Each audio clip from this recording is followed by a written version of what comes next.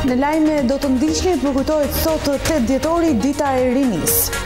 Përmbytjet që prekën Gjirokastrën kanë lënë pas dëme të mëdha jo vetëm në banesa, por edhe në mjedis.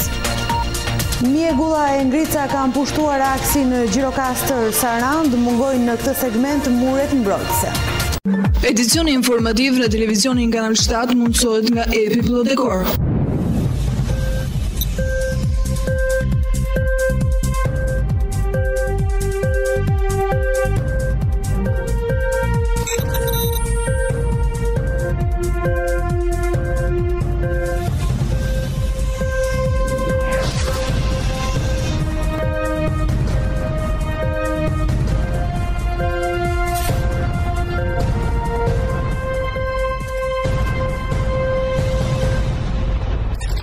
Të nderuar teleshikues, ju përshëndes dhe ju ftoj të ndiqni edicionin informativ të lajmeve. Përkujtohet sot 8 dhjetori, dita e rinisë, e cila shënon 27 vjetorin e vendosjes së pluralizmit në Shqipëri. 8 dhjetori është dita kombëtare e rinisë, një ditë që shënon edhe 27 vjetorin e vendosjes së pluralizmit në Shqipëri. Prej vitit 2009, me vendim të marrë nga Kuvendi i Shqipërisë, kjo datë përkujtohet si festë kombëtare në nder të gjithë studentëve të dhjetorit të vitit 1990 dhe gjithë rinisë shqiptare. Më 8 dhjetor 1990, një grup studentësh e pedagogësh të Universitetit të Tiranës, banor të qytetit Studenti, u bën iniciator e protagonist të kthesës së madhe historike, protestave paqësore që sollën rënien e komunizmit dhe lindjen e demokracisë. Akti i tyre publik sa qytetar aq edhe politik i dha fund në mënyrë paqësore epokës së gjatë të vetë izolimit dhe të sundimit ideologjik, duke hapur kështu rrugën e ekonomisë së tregut dhe shoqërisë së hapur. Student protestues të dhjetorit 90 kishin aspirata dhe ideale të larta kombëtare, të cilat mbetën shkolla më e mirë e demokracisë. Me shprehjen e duam Shqipërinë si gjithë Europa, ata kërkuan ngritjen e sistemit të vlerave perëndimore dhe shtetit të së drejtës, integrimin në Europë dhe garantimin e pluralizmit politik si bazë kryesore për një shoqëri të lirë e demokratike.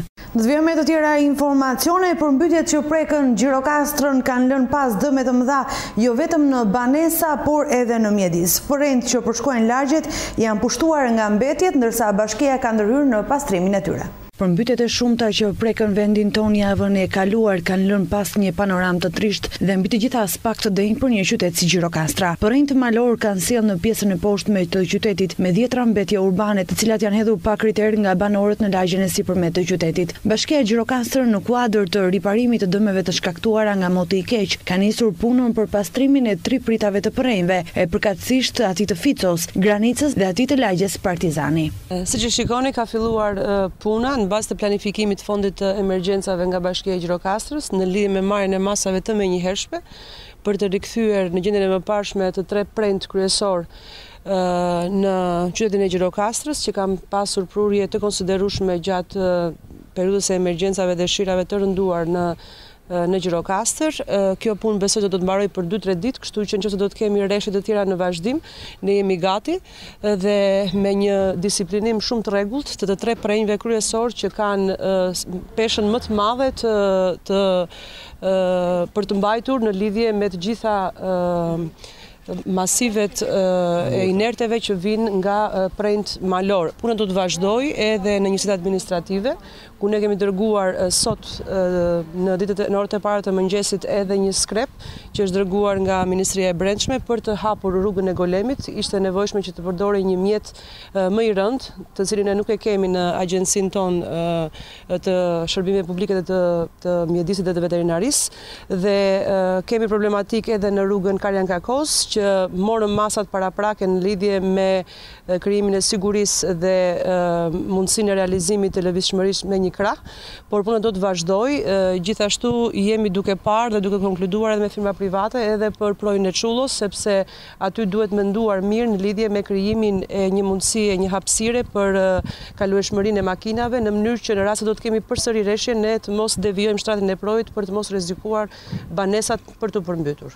Gjithashtu ndërhyrje po kryen edhe një pjesë të rrugës me kaldrëm në lagjen Varosh, pasi dëmtimet janë konstatuar edhe në këtë segment, i cili edhe pse nuk ka më shumë se 3 vite që është rikonstruktuar, çdo dimër shoqërohet me lëvizje masive të burrëve të kaldrëmit. Mjegulla e ngrica kanë pushtuar aksin Gjirokastër Sarand, mungojnë në këtë segment muret mbajtëse, teksa një aksident ka ndodhur sot në orët e para të mëngjesit.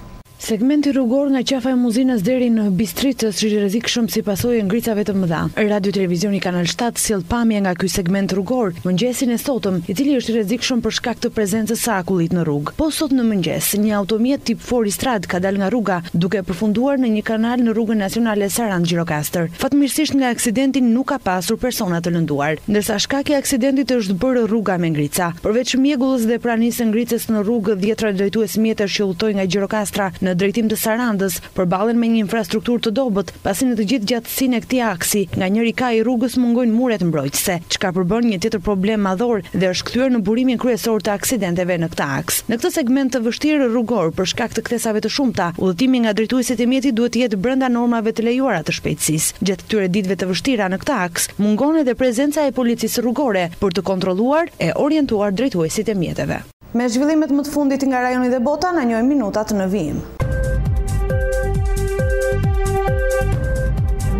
Paktën 31 palestinezë janë plagosur në përleshjet në rripin e Gazës dhe në brekun e okupuar perëndimor, gjatë protestave kundër njohjes nga ana e presidentit amerikan Donald Trump të Jeruzalemit si kryeqytet të Izraelit. Një prej të lënduarve është në gjendje kritike. Vendimi i Trump u prit me mospëlqim në të gjithë botën dhe përmbysi dekada të tëra politike amerikane mbi këtë çështje të ndjeshme. Izraeli dislokoi me qindra trupa shtesë në bregun perëndimor, ndërsa palestinezët u derdhën në rrugë duke protestuar. Ata dëgjojnë goma dhe qelluan me gur, ndërsa trupat izraelite përdorën gazin lotësjellës, plumbat e manorvave, por edhe ato të vërtetat. Një raketë e hedhur nga rripi i Gazës shpërtheu në Izraelin jugor, ndërsa disa të tjera, sipas ushtrisë izraelite, dështuan. Si kundër përgjigje, një tank izraelit dhe një avion ushtarak mori në shënjestër 2 objektiva terroriste në Gaza, tha ushtria, pa dhënë detaje të mëtejshme. Shumë nga aleatët e ngushtë të Washingtonit kanë shprehur mospajtim me lëvizjen dhe Këshilli i Sigurimit të OKB-s dhe Liga Arabe do të mblidhen ditët në vijim për të vendosur për reagimin e tyre. Ekziston frika se vendimi i Trump mund të çojë në një shpërthim të ridhune. Kjo edhe pasi grupi islamik palestinez Hamas ka kërkuar një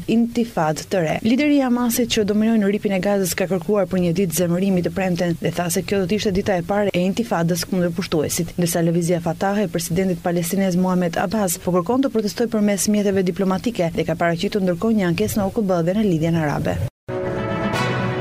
Senatori demokrat dhe ish komandanti Al Franken tha se ai do të japë dorëheqjen në javët në vijim pas akuzave për ngacmim seksual. Në fjalimin e tij në Senat, megjithatë Franken nuk pranoi të jetë sjell keq, madje shtoi se kishte krenar që kishte punuar si senator dhe gjatë kësaj kohe kishte mbrojtur të drejtat e femrave. Lajmërimi për dorëheqjen e senatorit nga Minnesota u bë një ditë pasi thuajse 30 senatorë demokrat e kërkuan këtë. Nëse derisa Franken të dorëhiqet zyrtarisht nuk ndodh asgjë tjetër në klimën e ndezur politike amerikane, ai do të jetë ligjvënësi më i lartë që largohet pas akuzave për ngacmime seksuale. Në fjalimin me tij në Senat, Franken tha se po ishte dorë nga posti, po zëri i tij do dëgjojë ende. Franken nuk humbi rastin që në fjalimin e ditës sulmonte edhe presidentin Trump dhe kandidatin për senator Roy Moore. Unë më shumë nga të gjithë jam i ndërgjegjshëm për ironinë e faktit se unë po e lë detyrën, ndërsa dikush që është mburrur se bënte ç'të donte me femrat është në zyrën në vale, ndërsa një tjetër që ngacmonte vajzat e vogla po kandidon për senatin, deklaroi Franken. Ish drejtuesi i Saturday Night Live u ka kërkuar falje disa femrave që e kanë akuzuar për ngacmim seksual, por tha se shumë prej akuzave ndaj tij nuk janë të vërteta.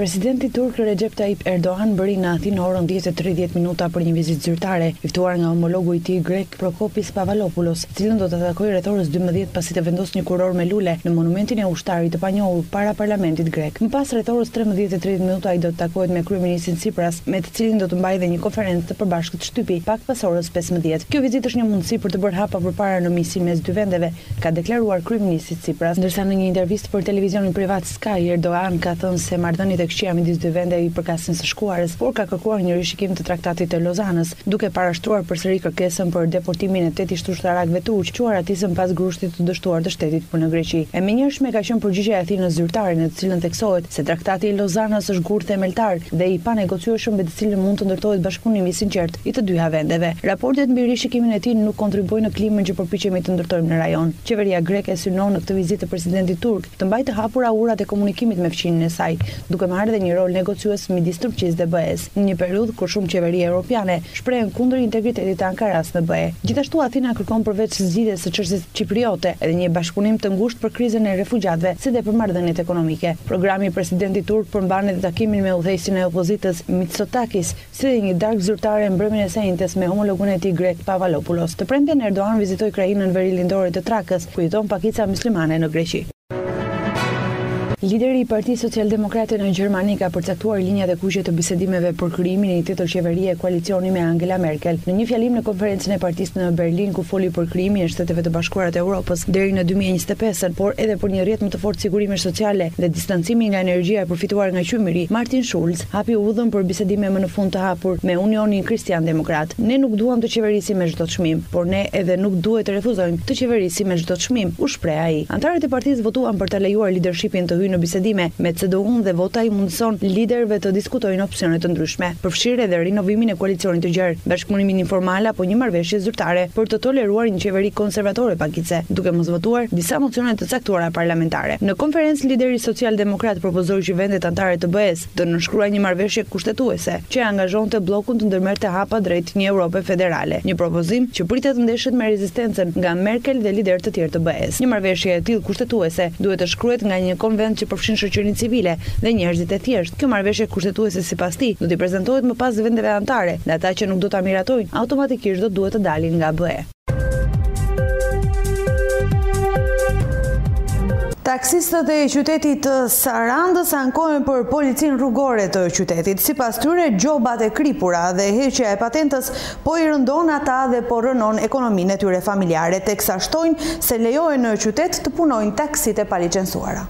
Taksistët që operojnë në qytetin e Sarandës ankohen për policinë rrugore. Sipas tyre, komandanti i trafikut në komisariatin e policisë së Sarandës, Astrid Osmani, i shantazhon, i kërcënon dhe u vendos gjoba administrative taksistëve të qytetit. Taksistët thonë se vetëm ditën e sotme janë vendosur 2 gjoba administrative në mënyrë të kundërligjshme, ndërsa një taksist është shoqëruar në komisariatin e Sarandës. Ata shprehen se metoda e komandantit të trafikut është marrja e dokumentave duke i lënë taksistët pa mundësi që të lëvizin në punë. I pasur shqetësime nga policia? Nuk i ashtu fare policia, nuk na ndihmon fare. Po çfarë ju bën? Ne nuk ma kanë vërejsh që këte ma kanë me targa të bardha vjenë tu në rjesht. Es si gasmon, neve që rimë tu janë që paguajmë. Neve na heqin. Çfarë ju bën? Na heqin nga rada. Na heqin, gjithë punojnë me targa të bardha. Keni pasur penalizime nga keni marrë gjoba, gjëra? Gjoba plot, në komisione era ditë. Sa bezdizim, vim tu le magja të rjesht, tarat me tarat bardha rinë fogona, e fogona rinë tu në krizim. Fogona dhe si heqin njeri fogona. Neve na heqin. Ne që paguam taksë shërrit gjithë jemi të rregull, neve na i të rregull. Ne ma rregull si heqin. Punojnë, polica punojnë gjithë punojnë, taksi punojnë. Një tjetër shqetësim që shpreh komuniteti i taksistëve në qytetin e Sarandës është edhe puna në të zezë që kryen automjetet me targa të bardha. Taksistët pohojnë se nga policia rrugore nuk merret asnjë mas ndaj këtyre automjeteve që punojnë në mënyrë të palishme, por fokusi i komandantit të trafikut është vetëm tek taksapaguesit e rregullt. Në fshatin Mursi në qytetin e Sarandës është zhvilluar festivali i përvitshëm i mandarinës. Prodhimi i këtij viti është 30% më lart se ai një vit më parë. Fshati Mursi në bashkinë e Konispolit ka zhvilluar festivalin e përvitshëm të mandarinës. Qindra fermerë prezantuar në prodhimin e këtij viti, i cili është 30% më i lartë se viti 2016. Kryetari i bashkisë së Konispolit, Shuaib Beqiri, theksoi se tashmë ngelet prioritet zgjerimi i kohës së prodhimit nga 2 muaj në 5 apo 6 muaj. Unë ju përshëndes, në radhë parë ju uroj mirëseardhjen, gjithashtu dhe prefektit ju uroj suksese, mirëseardhjen dhe deputetit Andrea që ka qenë gjithmonë prezent në këto evenimente. Ky është një eveniment që ne e realizojmë për vit festivalin e mandarinës.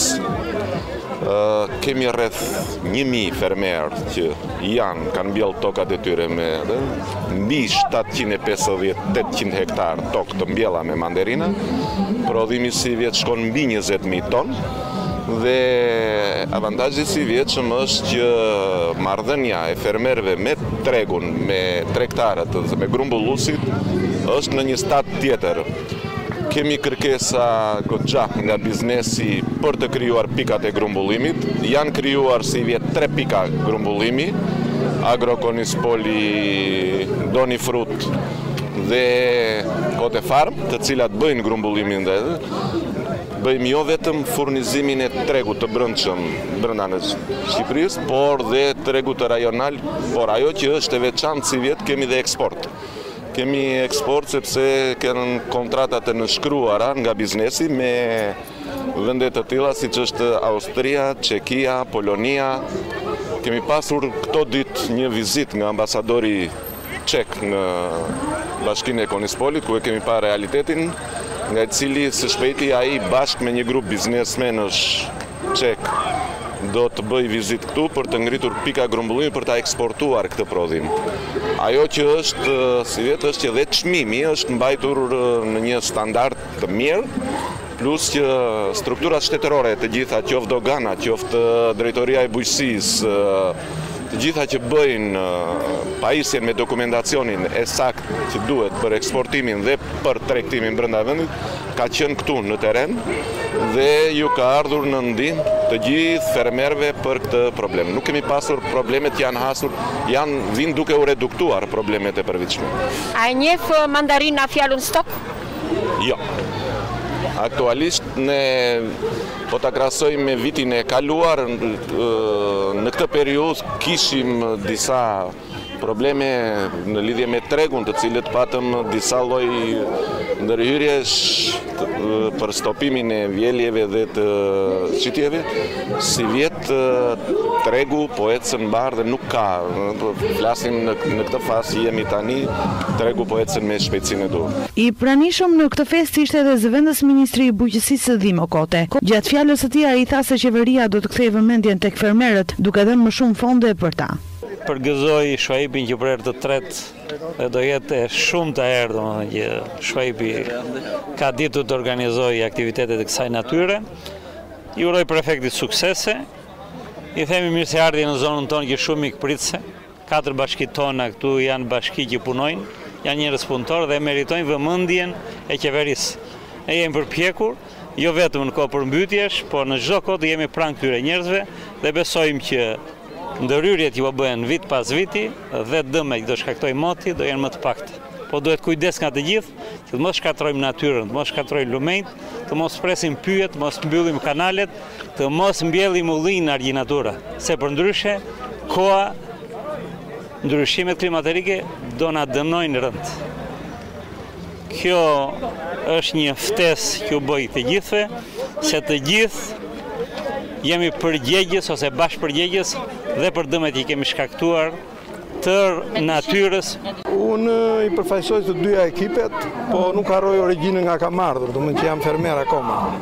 Kështu që pavarësisht kësaj, unë jam në një ditë shumë të gëzuar që feston gjithë bashkia e Konispolit, nga Vërva edhe deri në Vrin. Kjo tregon që kjo është një traditë më tani që populli i kësaj zone ka Zotin, ka familjen, ka dhe manderinën. Këto janë 3 elementet kryesorë. Pra ne jemi bërë tani një faktor në treg, ku prodhohet rreth, pase komunikohet me kryetarën e bashkisë, që prodhon rreth 18 dhe 20.000 tonë, që ka rreth 850 hektar. Pra flasim për eksport rreth 9.000 tonë, 10.000 tonë, kështu që ne për 5 vjet do të arrijmë një shifër prej 40.000 tonë. Kështu që do të jemi faktor në treg dhe mirëqenia e këtij populli do të vazhdojë të rritet. Kompania jonë që nga fillimi në Republikën e Shqipërisë ka filluar historinë këtu në Dhjetor me grumbullimin e mandarinës, më tutje kemi filluar me produkte tjera. Kompania jonë si vjet ka synu tregjet ndërkombëtare si çdo vit, si shtetet e reja momentalisht janë Danimarka, Suedia, Lituania, Belorusia dhe shumë vende tjera të rajonit, si Serbia, Macedonia, Kosova. Shamës së 4, si të shefni, janë 10 basketa të certifikuara ushqimore, 500 gram, të cilat shkojnë direkt në supermarketet europiane, madje edhe shqiptare, brenda për brenda. Paketimet e tjera janë me karton cilësor, ushqimor, me destinacione interkontinentale, 100% riciklueshëm. Pastaj normalisht kemi dhe aksesorët e tjerë të paketimit, siç janë bigerinat plastike, aksesorët dekorues, etiketat, pullat, aksesorët lidhës këndet e kartonit, çdo gjë që ka të bëjë me cilësinë, sigurinë, logjistikën për sa i përket të gjithë fushës së paketimit për fruta perimet. Në territorin e bashkisë së Konispolit janë rreth 750 hektar të mbjella me kulturën e mandarinës, me një prodhim vjetor prej 15.000 tonësh. Shumica e mandarinës në këtë zonë eksportohet drejt Kosovës, Maqedonisë, por edhe në disa vende të lindjes, si në Ukrainë e të tjerë. Grafika do të na njojë me parashikimin e motit për 3 ditët në vijim.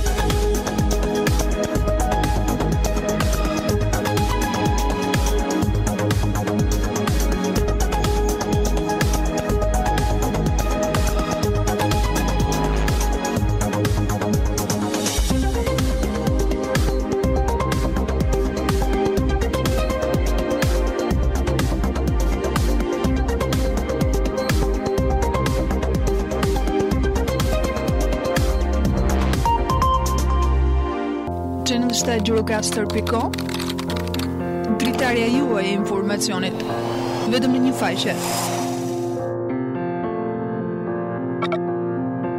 Showbiz, sport, kultur, lajme politike, ekonomi, koncept i ri në gjithçka, ndryshe nga të tjerët.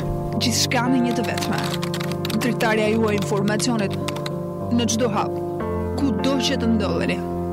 Gjirokastër.com. Dhe jemi gjithmonë më pranë. Ka qenë gjithçka e përgatitur, unë ju falenderoj për vëmendjen, bashkë mirupafshim.